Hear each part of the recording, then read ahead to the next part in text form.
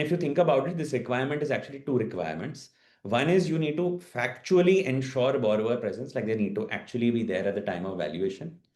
Two, you need to be able to prove at a later date when the borrower is no longer in your branch, you still need to be able to prove to the RBI that, hey, on the date of valuation, the borrower was actually there, right? So both these requirements are needed. It's not enough to just have the borrower at the branch. Now, in the standard course of things, how do you ensure this, right? You may do it physically, but this requires a complex orchestration and multiple extra steps at the branch, right? So, for example, you ensure there's a CCTV there. You need to ensure the valuation is happening in view of the CCTV at a specific location.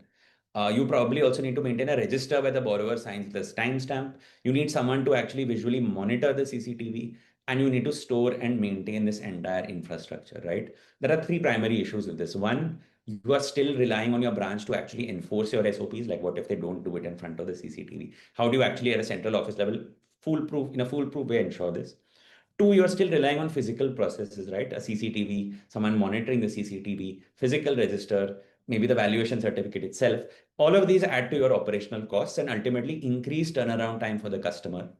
And the third thing is it's ultimately a nightmare to actually prove customer presence later if you are so asked to prove.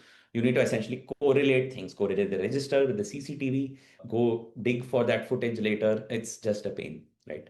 So how do you do this digitally, right? How can you do this through the eSign flow? That's what we're going to tell you about here. How a lot of our gold loan lenders have done it not via these physical things, but via the eSign flow itself, right? So the first step to ensuring this is a feature known as geofencing, right? So with geofencing, you set a specific permitted location where the eSign must happen. And if the eSign happens outside that location, the eSign is blocked.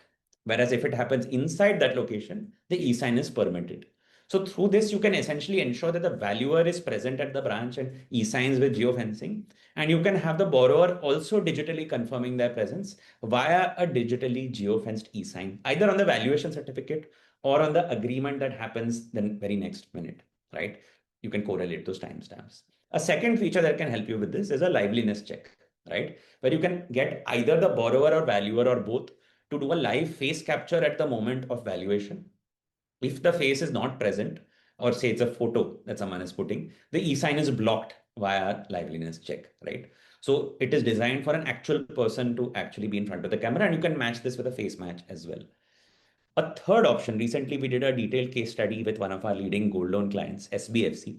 They didn't do geofencing, they didn't do liveliness check. They did a third option, right? They did Aadhaar iris sign, right? This is the least common method of Aadhaar. Everyone thinks of OTP and biometric when they think of Aadhaar.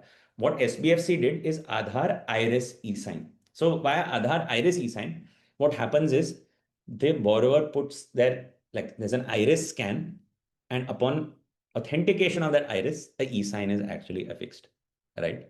Now, this method of e-sign itself is basically impossible to do without the borrower's presence, and it does it on the basis of a very unique characteristic of the borrower.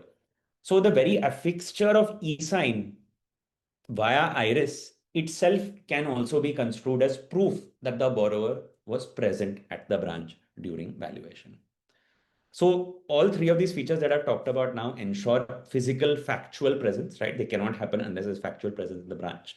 But there's a second part to it. How do you show the RBI later? And that proof lies in the audit trail, which needs to capture all three, right? You need to ensure a comprehensive Evidence Act audit trail with clear time stamping of each event and the results of the face match, geofencing, or other iris clearly laid out in the audit trail.